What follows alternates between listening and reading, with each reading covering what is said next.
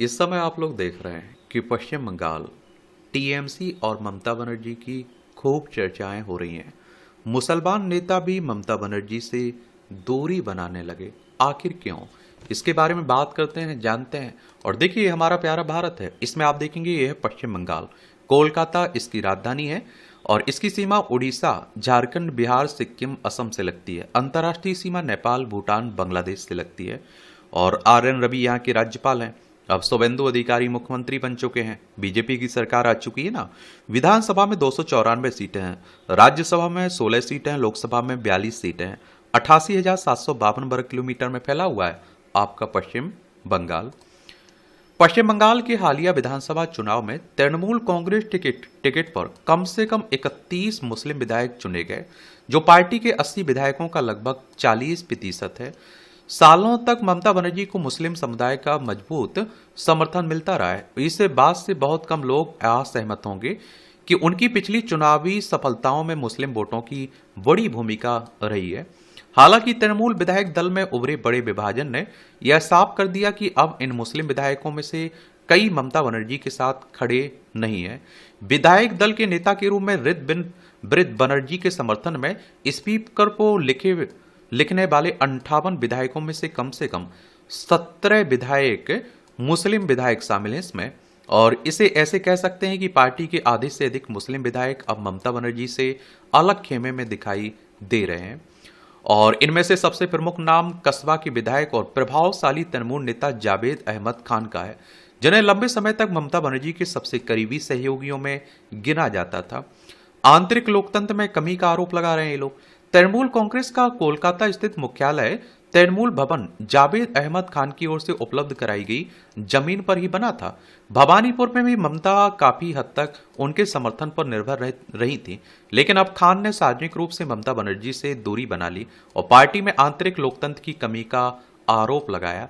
रित बनर्जी के साथ खड़े होकर उन्होंने यहां तक कहा कि देखते हैं आने वाले दिनों में ममता बनर्जी के साथ कितने लोग रहते हैं। और विधानसभा में रित बनर्जी के समर्थन में पत्र देने वाले अन्य मुस्लिम विधायकों में रघुनाथगंज के अखरुज्जमान खान शामिल हैं, जिन्हें मुख्य सचेतक चीफ व्हिप नियुक्त किया गया है। और उनके अलावा सूती के इमानी विश्वास, हरिहर पाड़ा के नियामत शेख, चौपड़ा के हामिदुल रहमान, पूर्व मंत्री गुलाम रब्बानी शामिल हैं।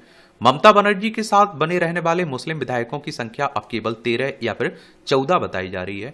इनमें मालतीपुर के अब्दुल रहीम बॉक्सी, इटाहार के मुशर्रफ हुसैन और हरिश्चंद्रपुर के मतीउर रहमान शामिल हैं। हालांकि यह भी स्पष्ट नहीं है कि अगर ममता बनर्जी का पार्टी संगठन पर नियंत्रण कमजोर पड़ता है तो इनमें से भी कितने विधायक ममता के प्रति वफादार बने रहेंगे। बताया जाता है कि रित गुट इन नेताओं के साथ भी लगातार संपर्क बनाए हुए हैं। मुस्लिम नेता ममता का साथ क्यों छोड़ रहे हैं और इस बदलाव के पीछे मुख्य रूप से क्या कारण दिखाई देते हैं? मुस्लिम वोट बैंक में सेंध। हालिया चुनाव नतीजे संकेत देते हैं कि ममता बनर्जी के पारंपरिक मुस्लिम समर्थक आधार में दरारें उभरने लगी हैं। साथ ही कई मुस्लिम बहुल जिलों में बीजेपी के पक्ष में हिंदू वोटों के एकजुट होने के संकेत भी मिले हैं। बदलते राजनीतिक परिदृश्य में कई मुस्लिम नेता अपने प्रभाव और निर्वाचन क्षेत्रों को बचाने के लिए धार्मिक वोट बैंक की राजनीति से आगे बढ़ने की कोशिश कर रहे हैं। विजेता के साथ रहने की राजनीति। पश्चिम बंगाल की राजनीति लंबे समय से विजेता की सब कुछ वाली संस्कृति से प्रभावित रही है। कई विधायकों के लिए ममता के साथ बने रहने का मतलब अगले 5 सालों तक सीमित राजनीतिक प्रभाव हो सकता है। इसके उलट रित बनर्जी गुट के साथ जाने से जैसे बीजेपी का अप्रत्यक्ष समर्थन प्राप्त माना जा रहा है, अधिक राजनीतिक प्रभाव और प्रशासनिक संसाधनों तक पहुंच मिल सकती है और बहुत सारी एजेंसियों से जेल जाने से बच सकते हैं। पश्चिम बंगाल में विपक्षी विधायक के लिए सत्ता प्रतिष्ठान के सहयोग के बिना अपने क्षेत्र के किसी एक व्यक्ति को अस्पताल में भर्ती कराना भी मुश्किल हो सकता है। और जो रित बनर्जी है ना, ये पहले लेफ्ट में हुआ करते थे जब वो सरकार में थे, फिर उनकी सरकार गई, ममता बनर्जी की सरकार आई तो ममता बनर्जी के साथ हो गए। अब ममता बनर्जी की सरकार गई, बीजेपी की सरकार आई तो वो बीजेपी के साथ हो गए।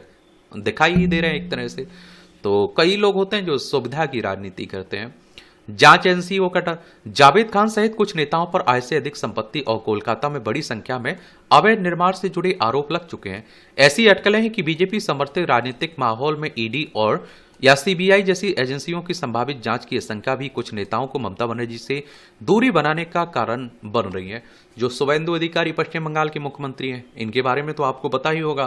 प्रधानमंत्री मोदी जी ने अपने ट्विटर हैंडल एक्स हैंडल से ट्वीट किया था इन्हें रिश्वत लेते हुए, पैसा लेते हुए, भ्रष्टाचारी कहते थे। ये बाद में कहते हैं कि डर के मारे, एजेंसियों के डर के मारे, जेल जाने के डर के मारे बीजेपी ज्वाइन कर लिए थे, आज मुख्यमंत्री बन गए, साफ हो गए। और देखिए सीबीआई की बात करें तो सेंट्रल ब्यूरो ऑफ इन्वेस्टिगेशन की बात हो रही है। 1 अप्रैल 1963 में स्थापना हुई थी, नई दिल्ली में हेडक्वार्टर देखने को मिलेगा। ईडी की बात करें तो इन्फोर्समेंट डायरेक्टरेट की बात हो रही, प्रवर्तन निदेशालय, इसकी स्थापना 1 मई 1956 में हुई थी, नई दिल्ली में हेडक्वार्टर इसका देखने को मिल जाएगा आपको। बाकी आम आदमी पार्टी से पूछिए, राघव चड्ढा से पूछिए, अशोक मित्तल से पूछिए कि एजेंसियों का डर क्या होता है।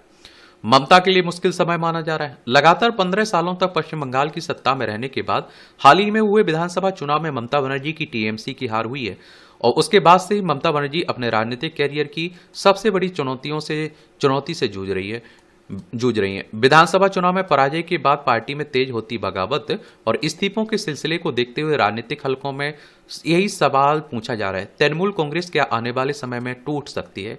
और जो महाराष्ट्र में हुआ था शिवसेना और एनसीपी के साथ, वैसा ही होता हुआ दिखाई दे रहा है। इसके साथ ही यह सवाल भी उठ रहा है कि क्या सत्ता की तृणमूल कांग्रेस को एकजुट रखने का एकमात्र जरिया थी? और देखिए एक और आप लोग जानते हैं कि बहुत सारे नेता रहते हैं जो जब सत्ता में रहते हैं उसी के साथ रहते हैं, आदत रहती है। अगर टीएमसी में कुछ कमी थी, ममता बनर्जी के अंदर कुछ कमी थी, कुछ गलत लग रहा था तो सत्ता में रहते हुए विरोध करते ना। लेकिन आप देख रहे हैं कि जब सत्ता नहीं बची तो अलग होने का एक मौका मिल गया ना, बहाना मिल गया ना, तो वो भी दिखाई दे रहा है। बाकी विधानसभा के चुनाव की बात करें तो अगर आपको भी लड़ना हो तो आपकी उम्र कम से कम 25 साल होनी चाहिए। अधिकतम उम्र की कोई सीमा नहीं रखी गई। विधायक का चुनाव डायरेक्ट जनता यानी कि मतदाताओं के द्वारा होता है। अगर आपकी उम्र 18 साल हो चुकी तो वोटर सूची में नाम जुड़ चुका होगा, आप लोग वोट डालने भी जाते होंगे। ये चुनाव कौन करवाता है? इलेक्शन कमीशन ऑफ इंडिया, भारतीय निर्वाचन आयोग, एक संवैधानिक संस्था है। संविधान के अनुच्छेद 324 के तहत चुनाव आयोग की स्थापना की बात की गई। 25 जनवरी 1950 में स्थापना हुई थी।